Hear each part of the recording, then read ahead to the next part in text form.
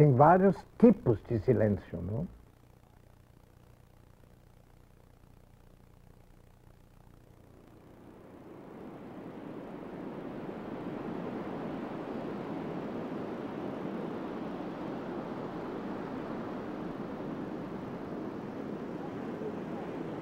Da capo! Da capo!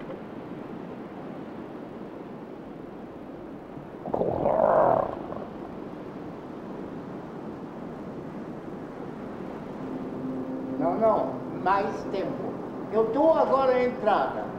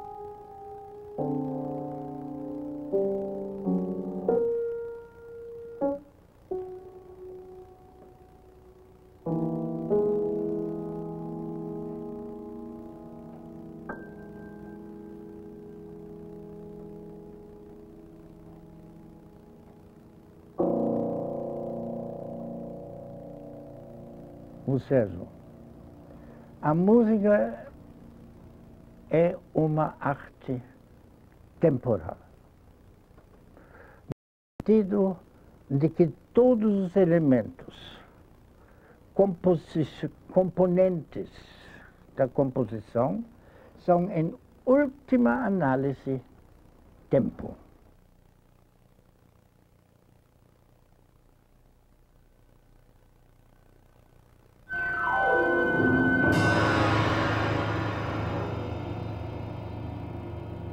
Eu era um rapaz muito levado. Então me prenderam. Me prenderam num quarto. E do barbário desse quarto eu encontrei uma flauta vertical. Eu não tinha nada que fazer. Eu comecei a tocar essa flauta, aprender o instrumento. E comecei a me apaixonar pela música.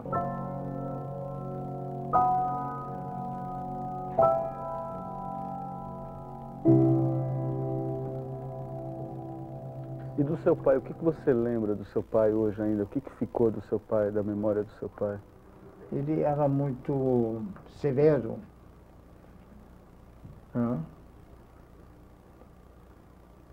Ele não era um homem sem humor, mas mesmo assim era muito severo e controlava meus passos. Ele teve um problema com a madrasta, que foi a segunda esposa do seu pai.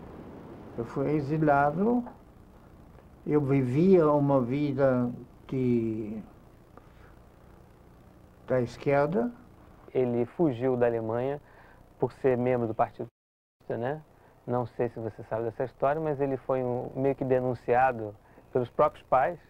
Naquele tempo, eu estudava em Budapeste com o meu professor mais importante, que é o regente Hermann Scherchen. Estudava com ele em Budapeste. Hermann Scherchen foi aquele que cunhou a expressão música viva e que editou um periódico chamado Música Viva, de 33 a 36, e que produziu concertos e movimentos com esse título, Música Viva.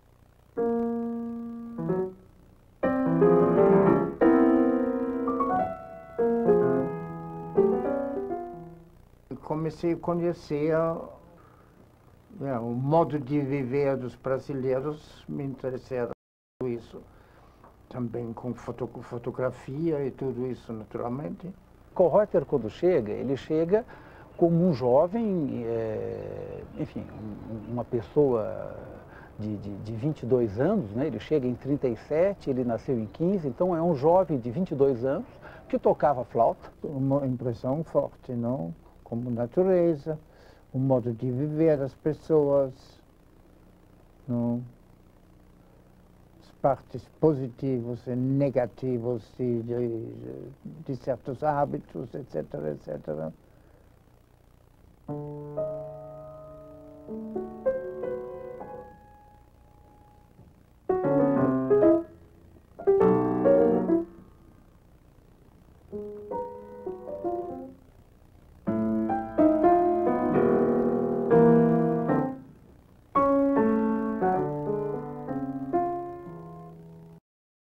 É a tentativa, a procura de uma superação da forma de sonata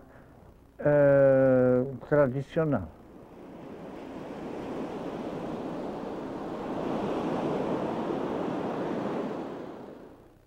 No Bar da Lapa, não, toquei naturalmente, ganhava minha vida desse modo, e mais tarde entrei na Orquestra Sinfônica Brasileira. Eu tive uma carta de recomendação de um amigo de Berlim que me recomendou ao Villa-Lobos.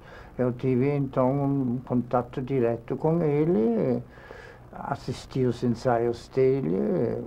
E Villa-Lobos vai encaminhá-lo a uma pessoa que eu acho que ela é a merecedora deste papel de introdutor de estrangeiros no Brasil, o grande anfitrião, que foi Luiz Heitor Corrêa de Azevedo. Kohreuter vai tomar contato, digamos, com os principais representantes da música e do ambiente musical da época e que se reuniam na Rua de Ouvidor, numa loja chamada Pinguim, que era uma loja de música, ponto de encontro dos músicos, digamos, notáveis do Rio de Janeiro. O que me interessava sempre, principalmente, era o ser humano. Quer dizer, o contato com o ser humano era para mim sempre a parte mais importante dos estudos musicais e dos estudos intelectuais também. Então, no primeiro momento, com estes músicos que ele encontra na loja Pinguim, ele está criando uma comissão editorial para uma revista chamada Boletim Música Viva, que começa a ser editada já em 39. E eles todos participam dessa equipe editorial, escrevendo artigos, dando sugestões e fazendo, digamos, contatos. Então, Kohreuter, quando vem para cá, eu diria que ele vem como um músico vivo, não é? Ele vem como um representante dessa ideologia. E o que ele vai fazer no Brasil, eu imagino, é tentar realizar aqui este projeto Música Viva.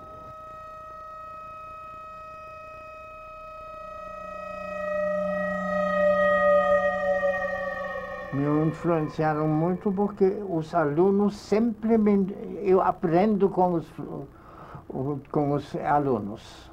Música Viva foi um movimento, ele criou uma dinâmica na cultura, não é? E como resultados ou como fatores deste movimento, eu acho que valeria a pena citar, sobretudo, o grupo de compositores que se criou, que foi integrado justamente por Cláudio Santoro, César Guerra Peixe, Edino Krieger e Eunice Catunda, todos eles antigos alunos de Kohreuter. Me interessava especialmente o contato com outras linguagens, outras ideias, outros universos em geral, naturalmente.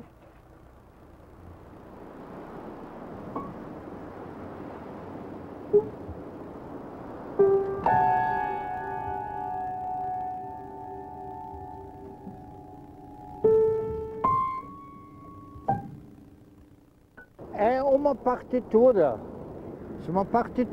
escrita em música. E a escrita é minha, criação minha. La, ra, da, da.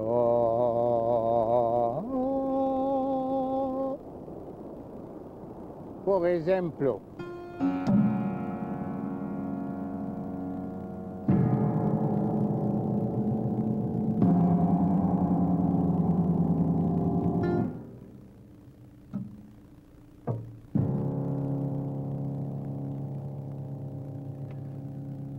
Kohreuter fez do métier composição, do fazer criativo, o laboratório de expressão de algumas ideias.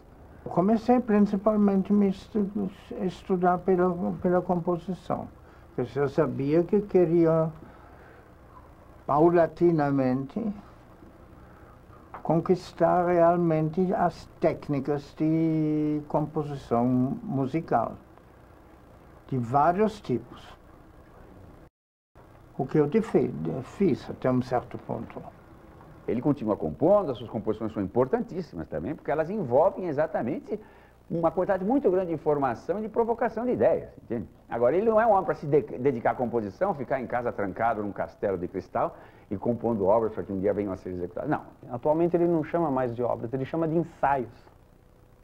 E isso transcende o sentido de composição, porque ele pensa que são momentos que existem, são ensaios, que não são obras fechadas.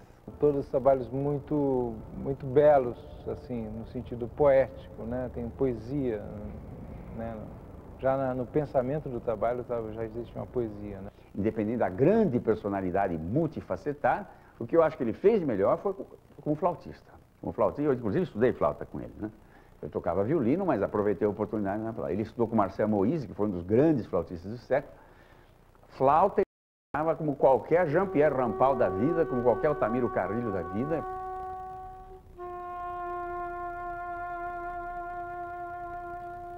Eu sou de origem flautista. O flautista não usa o cachimbo porque não quer colocar os lábios porque prejudica a posição. Então, geralmente os flautistas profissionais, não, fumam cachimbo.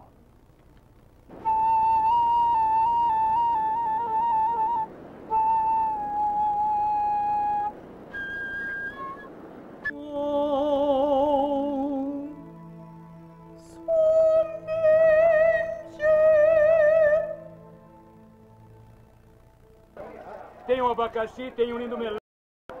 Tem mangas doces da minha terra, de Ribeirão. Olha que mais.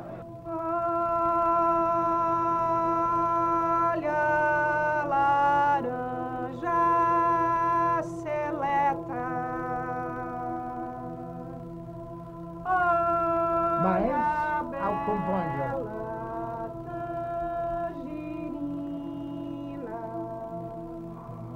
Agora vem música.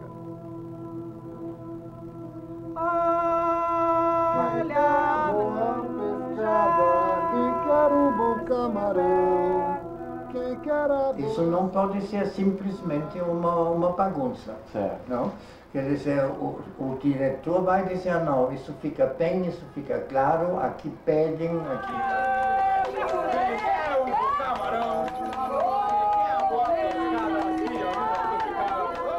Na hora que você se atacar, você sente... Não faz mal se isso é um pouco mais agudo ou mais claro, porque não tem orquestra, não tem nada.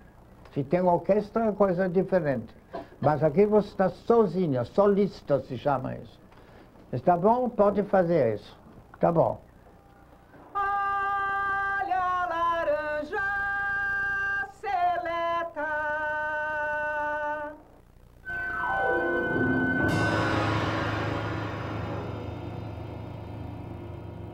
Todos os meus professores e todos os meus colegas eram alunos de Kohreuter. Então eu sofri enormes influências indiretas dele. É difícil você saber quantos alunos de composição ou de harmonia Kohreuter teve, é mais fácil saber quem ele não ensinou, né? É difícil você encontrar um aluno igual ao outro. Ou seja, todos eles têm individualidade, né? Todos eles têm originalidade. Ele ia dentro do aluno e provocava a expressão e confirmava na gente a vontade da gente. Ele é um guru tão forte assim, que às vezes muitos alunos tinham vontade logo de fugir dele para fazer o seu trabalho individual também. E aconteciam alguns problemas humanos aí, algum rompimento com alguns alunos, etc., né? Cada aluno sempre teve algum problema, às vezes, pessoal com ele, assim, exatamente pela força da personalidade dele e pela vontade de querer violentar demais o Kohreuter em função do que ele tinha para dar, em função do que a pessoa queria fazer. Esse movimento negativo, muitas vezes, a gente pode verificar ao longo da história, e sem dúvida foi isso que ocorreu também com Kohreuter e com seus alunos, não é? Quer dizer, a mesma força de atração acabou gerando posteriormente uma força de reação e de repulsão. Se por um lado, até esta época, ele estava fundamentalmente investido no movimento e no grupo Música Viva, no grupo de composição Música Viva, e no movimento Música Viva, que tinha as edições, os programas radiofônicos, as séries de concerto, recitais, apresentações, a partir de 1950, o que nós vamos verificar é que existe uma continuidade, mas de uma maneira transcendente. Quer dizer, a música se mantém viva enquanto movimento por ação do Kohreuter, agora de uma maneira mais isolada e mais personificada, mais centrada na própria pessoa de Kohreuter. Se você fala, eu tenho que ouvir você falar, não? Eu não tenho nada contra o barulho, então o barulho. Não, da Rosana.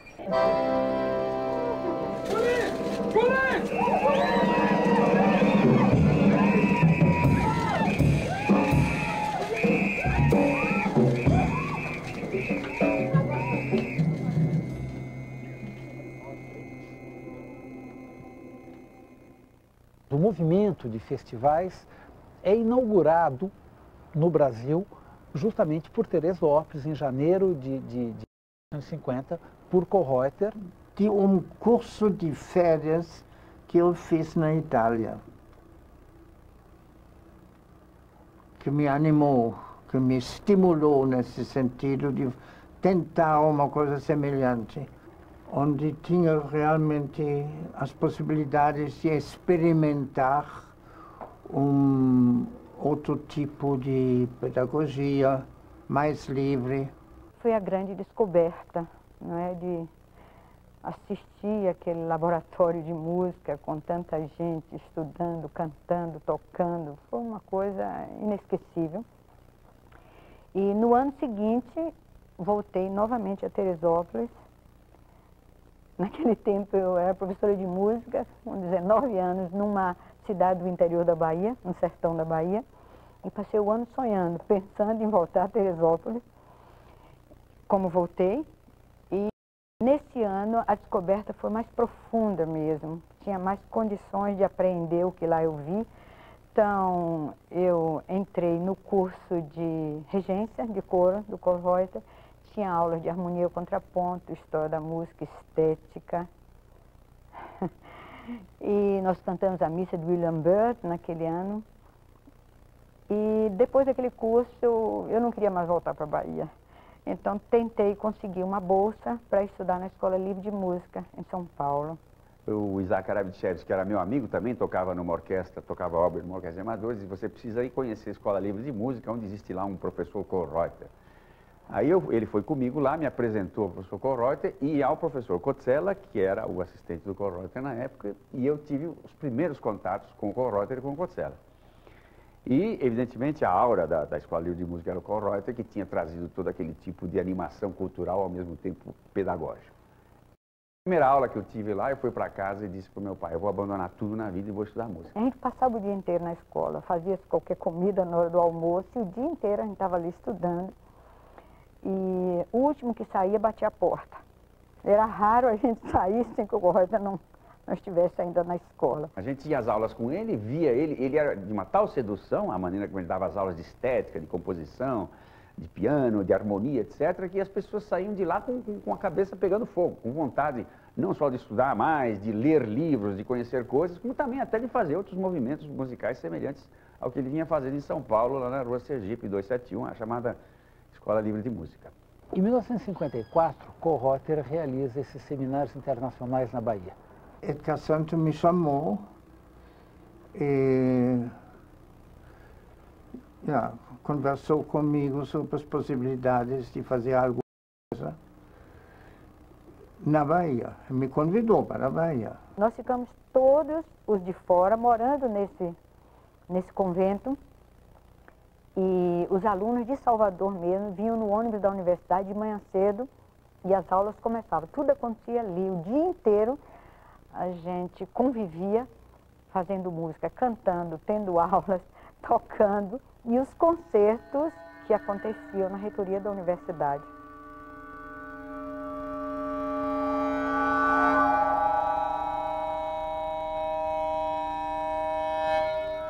Foi uma época muito boa que eu gostaria de repetir.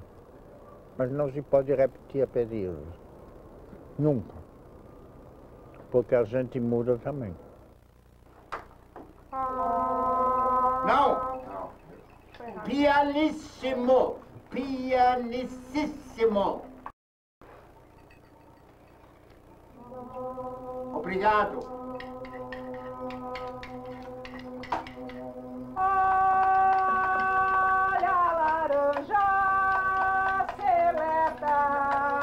Saia da casca! No fundo, se tem que partir sempre do aluno. O professor não tem que determinar o que o aluno deve fazer. Ele tem que conquistar as características do aluno, desenvolver isso dentro daquilo que ele faz. Ele sempre instigava os alunos a contestar, a perguntar, entende? A querer saber mais e a querer saber por quê, não é? Então, isso eu acho que é uma das características da didática do Kollreuter.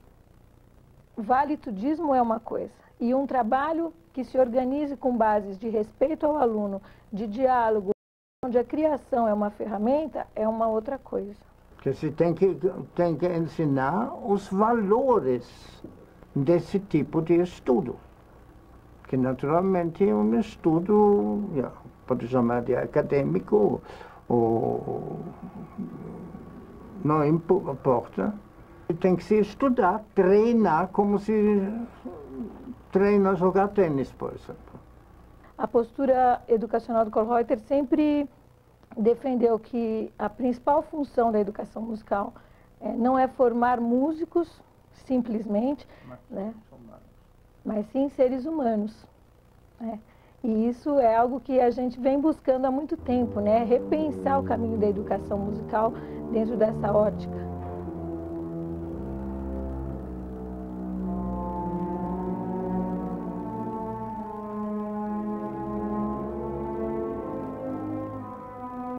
Mesmo é que os alunos dele, enfim, têm, digamos assim, seguiram caminhos totalmente diferentes, né, um do outro, né? Mesmo na época em que todos faziam, digamos assim, uma música mais experimental, uma música serial, etc., eram todos diferentes um do outro, não havia nenhum que fosse, digamos assim, um epígono, entendeu? Um Kollreuteriano, não existiu isso, nunca houve um aluno do Kollreuter que fosse um Kollreuteriano. Ele tem que valorizar, tem que saber como valorizar estes elementos que ele cria. Também quando aparentemente são negativos.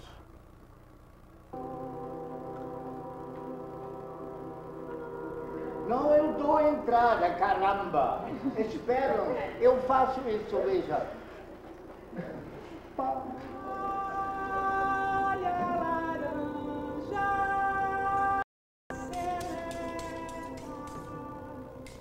Recorremos a este arte-jogo intitulado Fim de Feira, porque somos da opinião que tudo o que o ser humano faz é, em última análise, jogo e feira. Vem mulher, olha só, é a batata gostosa. Vem, olha só.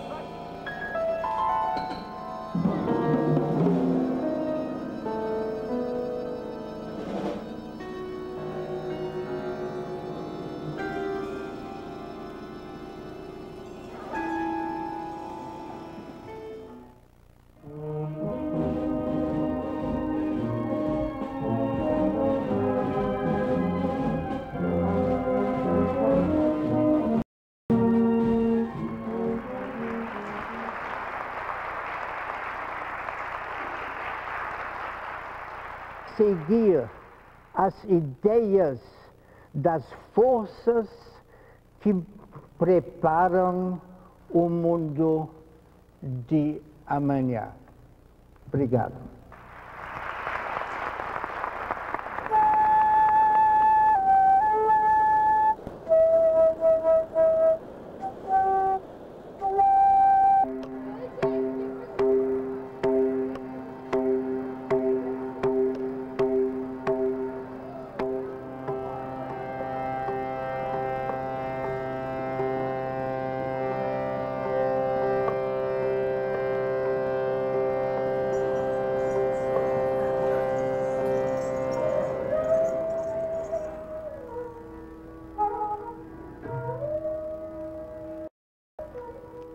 Aqui termina. Vem a percussão, termina o alap. Agora entra no rag propriamente dito. Todas as formas da música clássica indiana parecem ter nascido espontaneamente, como por um imperativo da natureza.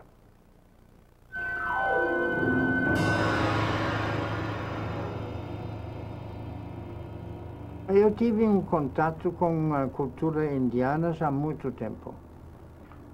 Sempre eu me interessei muito isso.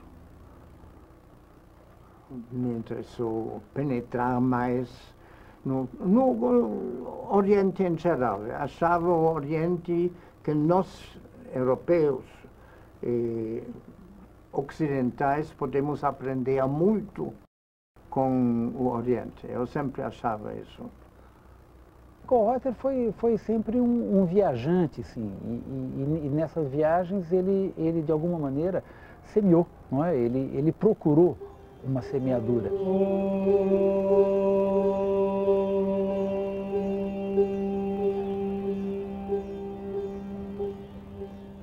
A lot of Western music concerts that were held and Indian music and interaction between Indian musicians and Western music, he made it possible in Delhi.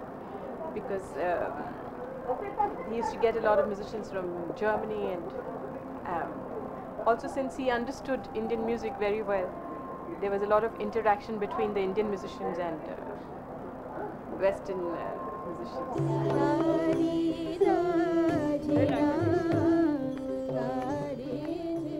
É um país que eu gostei. Eu estive muito tempo na Índia, 7 anos. Primeiro, aprendi muito com a música. Eu analisei todas estas coisas. Fundei uma escola de estudos comparados entre o Ocidente e a Índia, não?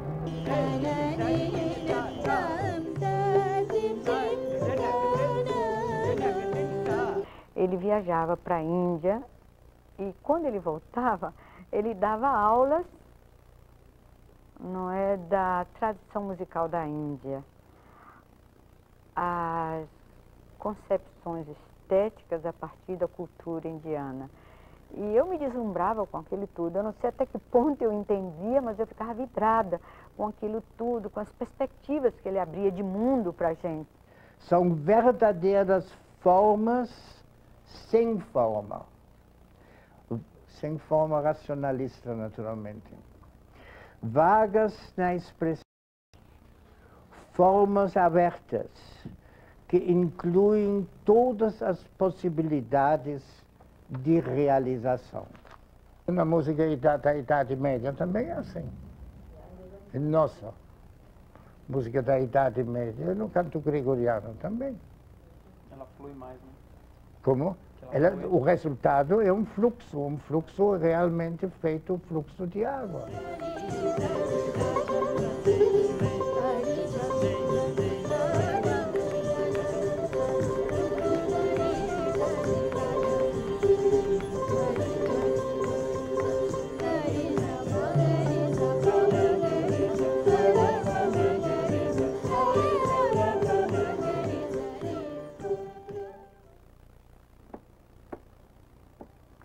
Ryokku. Koshi heiku.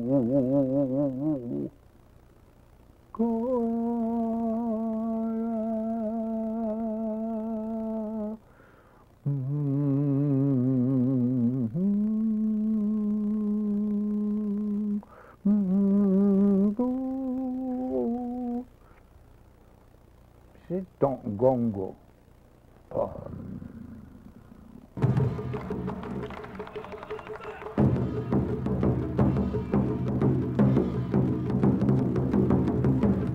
Eu estive várias vezes no Japão. O Japão, para mim, foi a fase mais difícil da minha vida, por causa dos seres humanos, da educação que eles sofrem.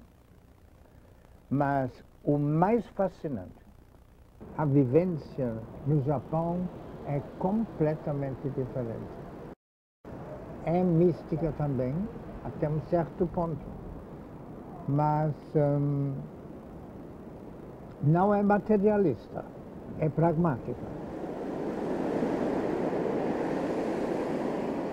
Quem pensa, quem é artista realmente, ele não pode negar as coisas do espírito que ocorrem em torno dele, não pode. Eu acho que no Japão se encontra tudo, compreende? Quer dizer, no Japão se encontra realmente o racionalismo,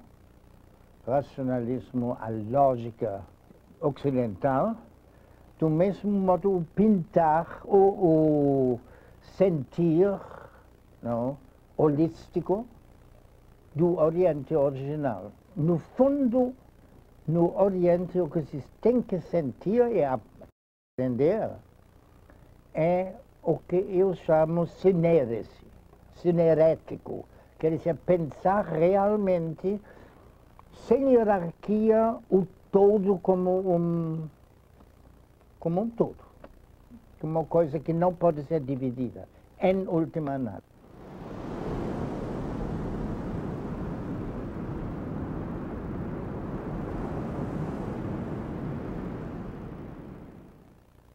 Eu nunca me senti brasileiro.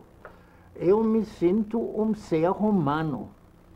E, naturalmente, isso inclui também o ser brasileiro ou qualquer outro tipo de cultura. Quando ele vai para a Índia, quando ele vai para o Japão, depois quando ele retorna, e a própria presença do Kölreuter no Brasil nunca foi, digamos, uma presença estática. O Kölreuter nunca esteve aqui ou ali. Ele sempre esteve aqui e ali. Ele esteve sempre no eixo Rio-São Paulo. Né? Ele foi para a Bahia, mas ele volta para São Paulo, mas ele vai para o Rio. Então, o tempo inteiro, Kölreuter está em movimento e gerando movimento. Eu já tinha estudado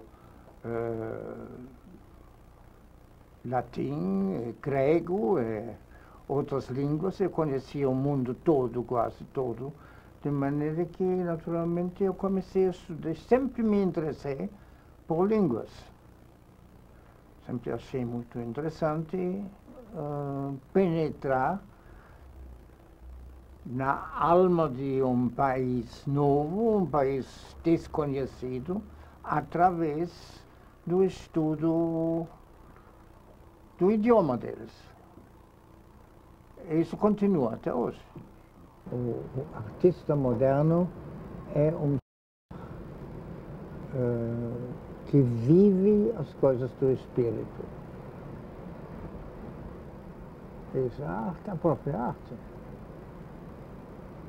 Nós aprendemos a viver deste modo numa cultura nova como é a brasileira,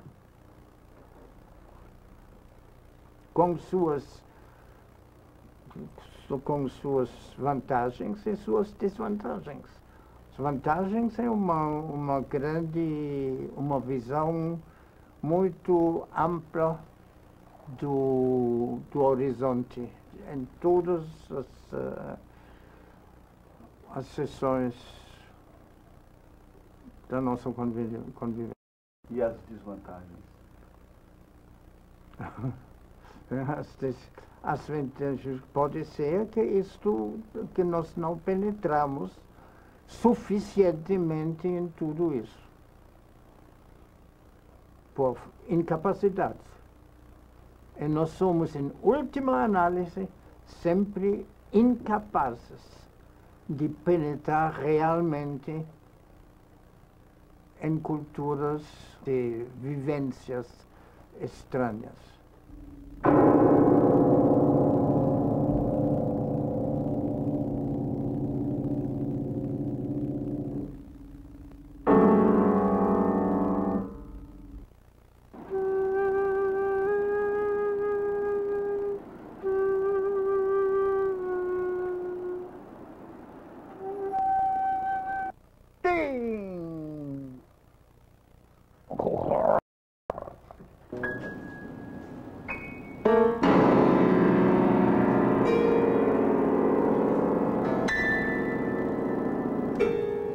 Toda música que se faz no Brasil, que é nova, que se inventa, que é criativa, é música brasileira.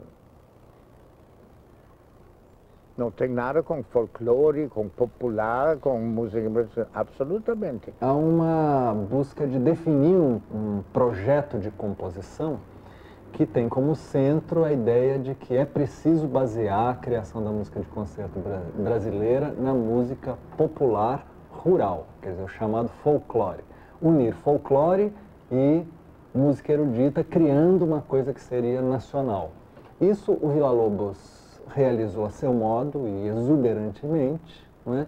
E o Mário de Andrade, por seu lado, sistematizou, escreveu ensaios sobre a música brasileira e tem uma forte influência sobre compositores do período que passaram a fazer música de caráter nacionalista. Então, o próprio Mário de Andrade, no ensaio sobre a música brasileira, diz que músico que não fizer vamos dizer, uma criação dentro dessa perspectiva é pedregulho na botina que tem que ser jogado fora. Fala o diabo, a endecha da mãe, depois que o grão apodreceu, e rompe antes do dia as parras triunfais do dia.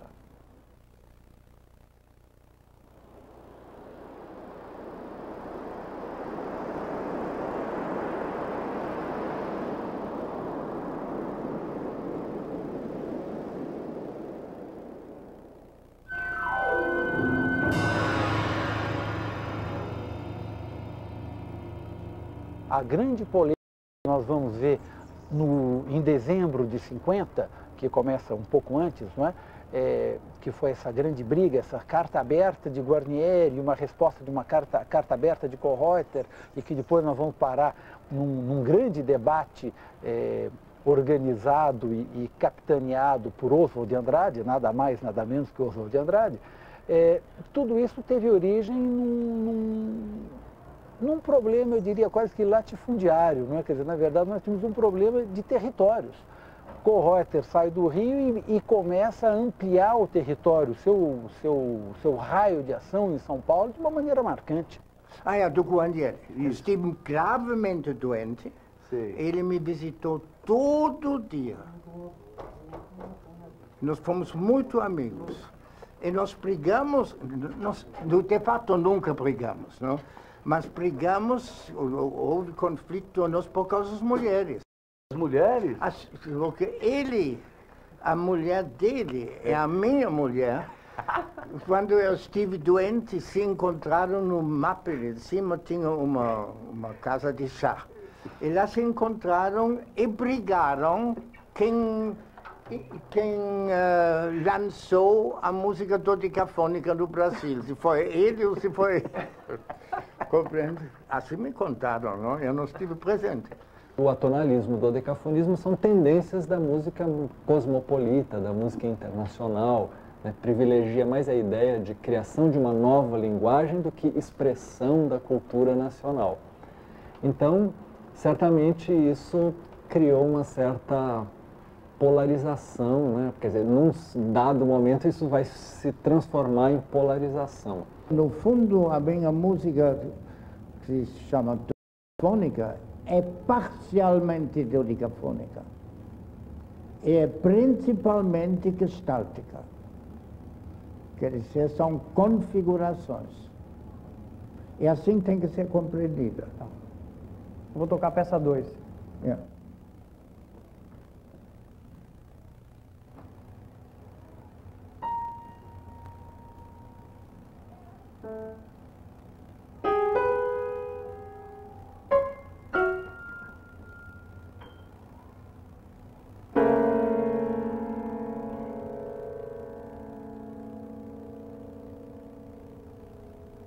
Como é que você hoje faz o balanço de toda aquela polêmica?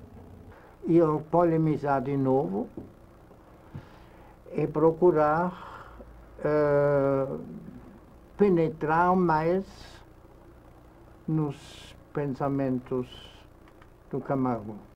Eu poderia analisar isso mais positivamente do que eu tenho feito isso. Quer dizer, retomar aquela polêmica. Retomar essa talvez sob um outro ponto de vista, ou ampliando isso mais. Fazendo autocrítica, talvez, dos dois lados. Dos dois lados, exatamente.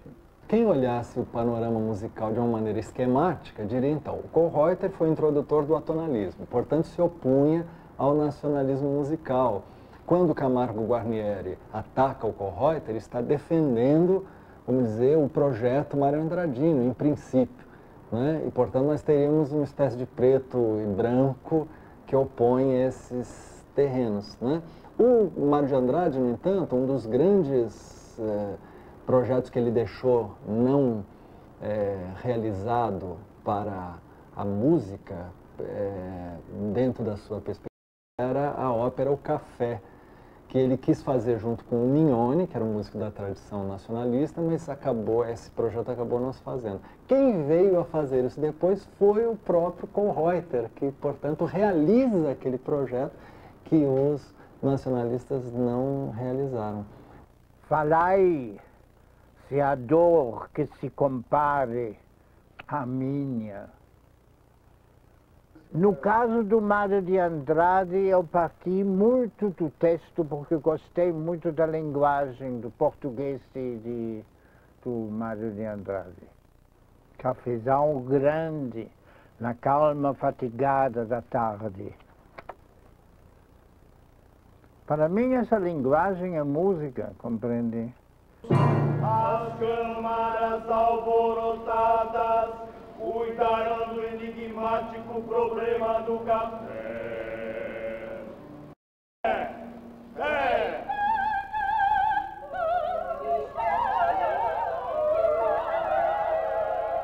Mário de Andrade havia dito, em pleno movimento modernista, que ele considerava os modernistas os primitivos de uma nova era. Kölreuter vai utilizar isto, porque isso é conveniente e isso, de alguma maneira, é totalmente identificável o momento que estava sendo vivido por essa nova fase do movimento musical brasileiro. Eles eram primitivos de uma nova era, muito embora eles estivessem alinhados com aquilo que tivesse, talvez, de mais revolucionário na Europa.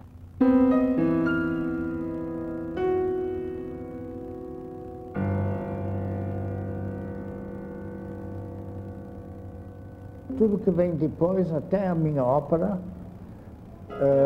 está tudo sem compasso. Quer dizer, o conceito é realmente quadridimensional, são 4 dimensões. Uma quarta dimensão, o tempo. Eu digo, a música é como o mar, é sempre mudando, é do mesmo modo, é sempre a mesma coisa. Tem que começar na autocrítica da pessoa. Quer dizer, nós todos devemos começar a viver o paradoxal, que em muitos casos é a verdade, porque culpado é sempre o morto, e não o assassino.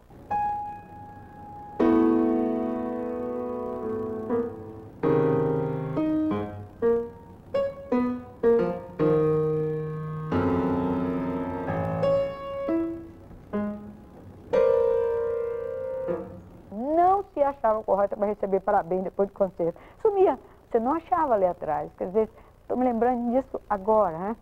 É incrível. Quer dizer, o negócio era fazer. A alegria dele fazer a música, de seguir. É um homem que segue, descobrindo, lá vai ele.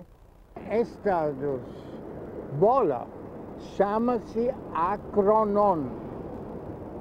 Quer dizer, cronos é tempo, mas acronon é um tempo diferente que depende da emoção das pessoas.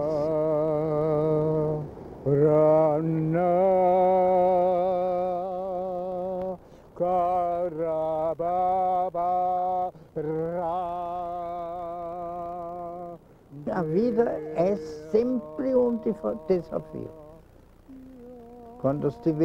Quando deixar de ser um desafio, para mim ela perde valor. Ela é transparente, naturalmente, como vocês podem ver. Ela é transparente porque, para mim, o mundo é transparente. Isso é um problema de ideologia. E eu sempre me perguntei, mas qual é a função da música realmente que eu descrevo, não? E, de fato, eu escrevo os conceitos básicos da composição são contribuições para os conceitos básicos da filosofia moderna, podemos dizer, e da física naturalmente também. De maneira que, por exemplo, não tem dissonância, consonância, não tem o que nós chamamos dualidades, não tem uma causalidade que leva da dissonância para a resolução do acorde. Isso não existe.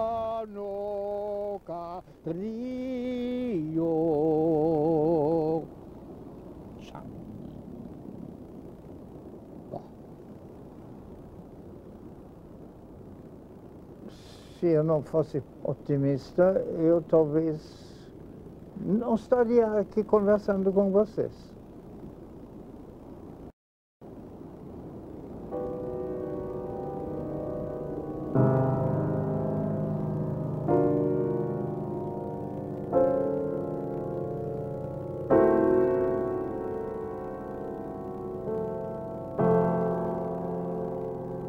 Tchau. Obrigado. Até outro dia.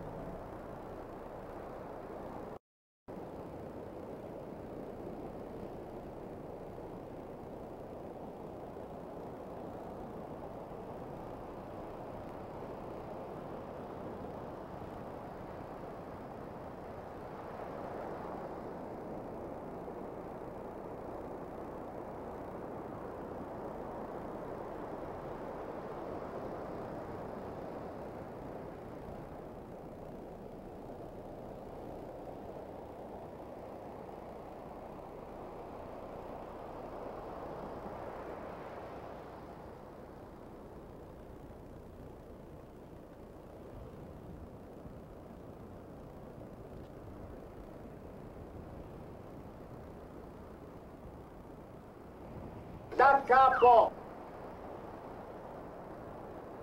Da capo!